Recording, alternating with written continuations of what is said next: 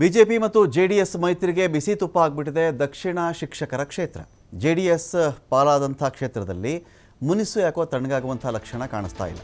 JDS ಪಾಲಾಯ್ತಿದ್ದು ಬಿಜೆಪಿಗೆ ಸಿಗಬೇಕಾಗಿತ್ತು, ಮೈತ್ರಿ ಇದೆಯಲ್ಲ ಬಿಟ್ಕೊಟ್ಬಿಟ್ಟು ಜೆಡಿಎಸ್ಗೆ. ಆದರೆ ಜೆಡಿಎಸ್ನಲ್ಲಿ ಏನಾಗ್ಬಿಟ್ಟಿದೆ, ಇದಕ್ಕೆ ಸಾಕಷ್ಟು ಮುನಿಸು ಶುರುವಾಗ್ಬಿಟ್ಟಿದೆ. ಜೆಡಿಎಸ್ಗೆ ಶ್ರೀಕಂಠೇಗೌಡ, ಬಿಜೆಪಿಗೆ ನಿಂಗರಾಜೇಗೌಡರ ತಲೆನೋವಾಗಿಬಿಟ್ಟಿದ್ದಾರೆ. ಒಂಥರ ಬಂಡಾಯ ಇವರಿಬ್ಬರದು ಕೂಡ. ಈಗ ನಿಂಗರಾಜೇಗೌಡರ ತಲೆಬಿಸಿ ಬಿಜೆಪಿಗೆ, ಶ್ರೀಕಂಠೇಗೌಡರ ತಲೆಬಿಸಿ ಜೆಡಿಎಸ್ಗೆ.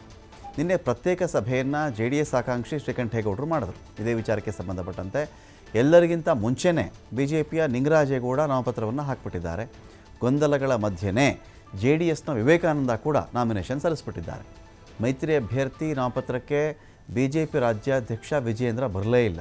ಮೈತ್ರಿ ಅಭ್ಯರ್ಥಿಗ ಲೋಕಸಭಾ ಚುನಾವಣೆಯಲ್ಲಿ ಎಲ್ಲ ಕಡೆ ಎಲ್ಲ ಒಟ್ಟೊಟ್ಟಿಗೆ ಇವ್ರ ಶಾಲು ಅವರು, ಅವ್ರ ಶಾಲು ಇವರೆಲ್ಲ ಹಾಕ್ಕೊಂಡು ತಿರುಗಾಡ್ತಾ ಇದ್ರಲ್ಲ. ಆದರೆ ಇಲ್ಲಿ ಬಂದರೆ ಇಲ್ಲೂ ಆ ಮೈತ್ರಿ ಧರ್ಮ ಇರಬೇಕಲ್ವೇ? ಮೈತ್ರಿ ಅಭ್ಯರ್ಥಿ ನಾಮಿನೇಷನ್ ಹಾಕ್ತಾ ಇದ್ದಾರೆ ಅಂದರೆ ಬಿಜೆಪಿ ರಾಜ್ಯಾಧ್ಯಕ್ಷರು ಬಂದಿಲ್ಲ ವಿಜಯೇಂದ್ರ ಅವರು.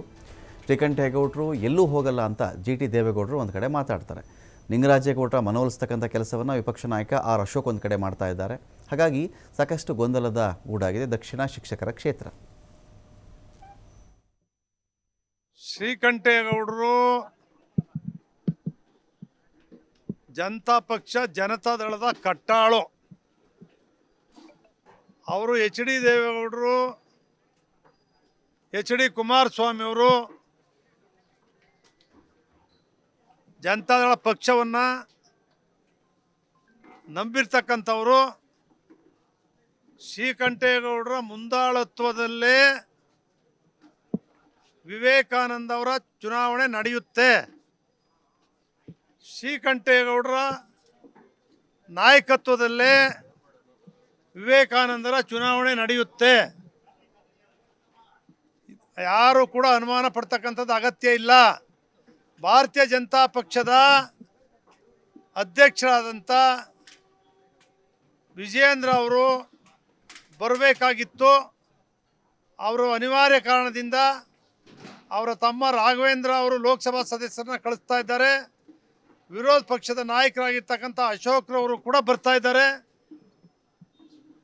ಭಾರತೀಯ ಜನತಾ ಪಕ್ಷ ಜನತಾದಳ ಮೈತ್ರಿ ಆಬಾಧಿತವಾಗಿದೆ, ಗಟ್ಟಿಯಾಗಿದೆ. ಮೈತ್ರಿ ನಾವು ಕೂಡ ಬಿಜೆಪಿ ಕೂಡ ಬೆಂಬಲವನ್ನ ಕೊಟ್ಟಿದ್ರಿ. ನಮ್ಮ ಅಭ್ಯರ್ಥಿನೂ ಕೂಡ ಈಗ ಅನೌನ್ಸ್ ಮಾಡಿದ್ರಿ. ಈಗ ಅವ್ರ ಜೊತೆ ನಾನು ಮಾತಾಡ್ಕೊಂಡು ಬಂದೆ. ಅವರು ನಾಳೆ ಅವರ ನಾಮಪತ್ರವನ್ನ ವಾಪಸ್ ಪಡಿತಾರೆ.